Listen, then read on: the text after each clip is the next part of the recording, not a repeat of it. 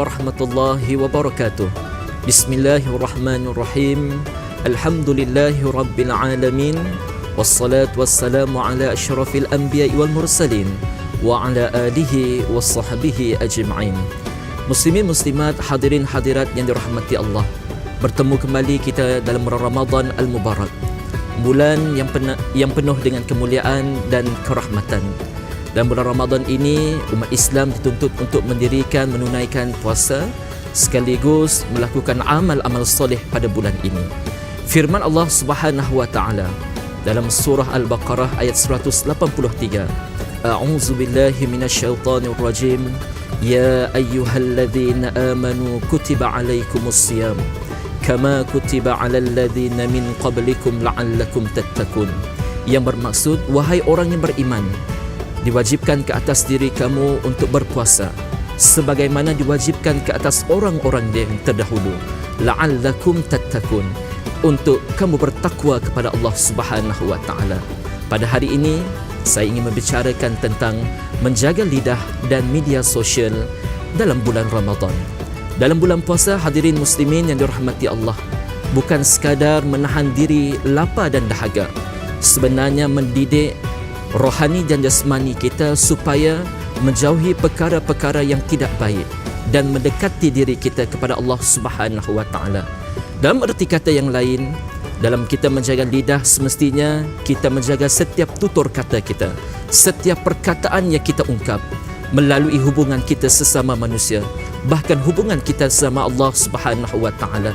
Sebab itu dalam konteks ini, pertuturan merupakan cerminan pada diri kita yang hendak kita sampaikan kepada mereka yang lain.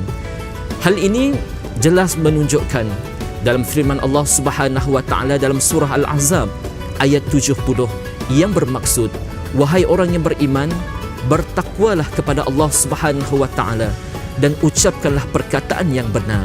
Melalui dalam hal ini dapat kita saksikan bahawa firman Allah Subhanahu wa taala dalam Al-Quran jelas menyatakan berkata perkara yang benar.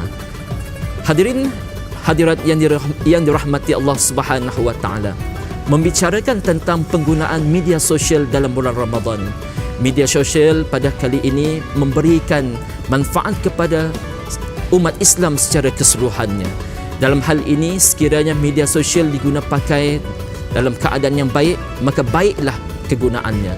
Namun sebaliknya, sejak akhir-akhir ini kita dapat menyaksikan pelbagai jenis ragam yang telah dikomenkan melalui media sosial hingga menyebabkan berlakunya perpecahan belah di antara kita, dan juga melalui info-info yang tidak benar melahirkan info-info yang tidak sahih disampaikan kepada masyarakat kita.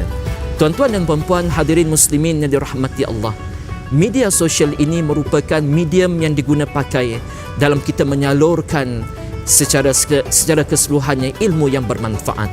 Oleh yang demikian, gunakanlah media sosial ini, apatah lagi dalam bulan yang penuh dengan keberkatan ini, untuk kita sebarkan lagi manfaat kepada masyarakat, khususnya kepada umat Islam, bahkan mencerminkan Islam itu agama yang mulia dan Islam itu dapat diterima oleh semua masyarakat tanpa berbilang bangsa, budaya dan agama.